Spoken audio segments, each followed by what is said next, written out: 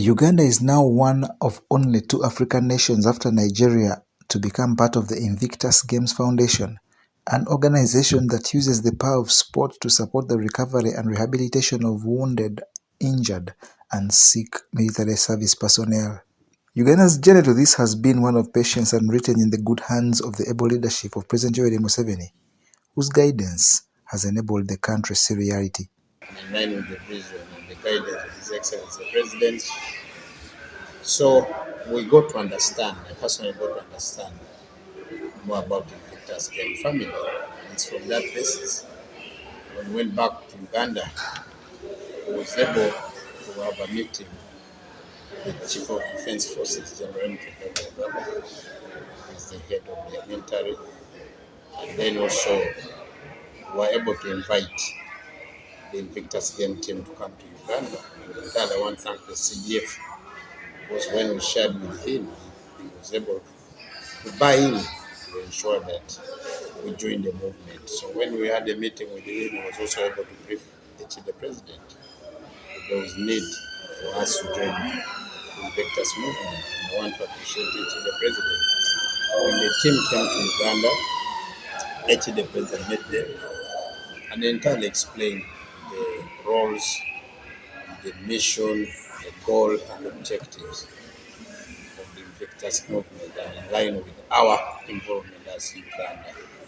The country is set to make its debut at the Invictus Games Birmingham 2027, where Ugandan athletes will join participants from across the world in celebrating resilience, courage, and determination.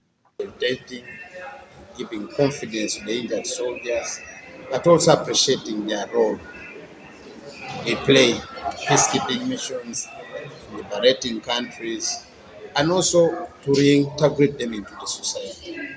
And that's what we have been learning, and I want to confirm that Uganda'S for officially been admitted as a 26th member of the Invictus movement. So what is our role as the Ministry of Education and Sports? There is a component of sports in the movement. And that's why you see they always organize Invictus Games every 2 years. Like for instance, this year, it's going to be next year, it's going to be in Birmingham.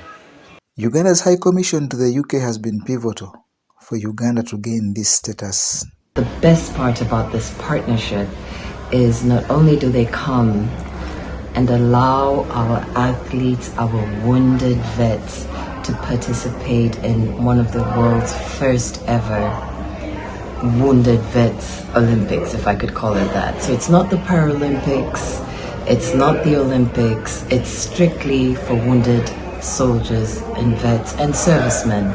You could be a policeman, you could be a policewoman, men and women. There are particular games, swimming, netball, kickball, there's different versions of games. The Invictus Games provide a platform for affected service personnel to rebuild confidence, develop new skills, and find renewed purpose through sporting competition. Our government, our policy, our Minister of Defense has been here. He has met several Ministers of Defense. There is a relationship that we're building now within the circle or the family of Invictus that allows us to have best practices. As a country, what are we doing? So Uganda has proposed to be the first African regional country that will host an African Games, an African Invictus Games, where soldiers, wounded veterans from different African countries can come to Africa and compete after Birmingham in 2027, and this is a proposal we've put to the family and the foundation. Secondly, as a country, what best practices can we introduce into the family? Because, for example, every nation is unique. So, what are we giving back as Uganda? Our first best practice, I have to say, is we do not discontinue our service members. We allow them to continue in government. We pay them daily. This is a very important thing to our Commander-in-Chief and to our Chief of Defense Forces, that they get paid, that their wives and children can continue in the livelihood and the lifestyle that they were accommodated to before, after, during the injuries that they have served.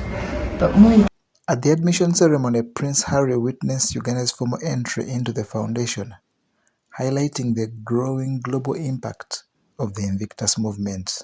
The officials welcomed the development as a significant opportunity for Uganda to promote inclusivity, rehabilitation, and the transformative power of sport. And what I have seen in my relationship with Invictus is the power of sport.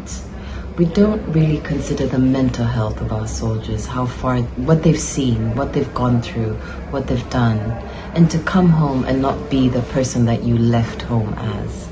So Invictus gives them a time and an opportunity to have a conversation about rehabilitation. And once they are rehabilitated, mind, body, and soul, the rest is, what do I do next?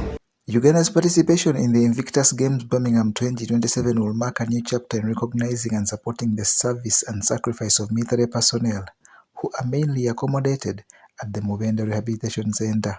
The Invictus Games feature 9 core adaptive sports including track and field, archery, cycling, indoor rowing, sitting volleyball, swimming, and wheelchair basketball.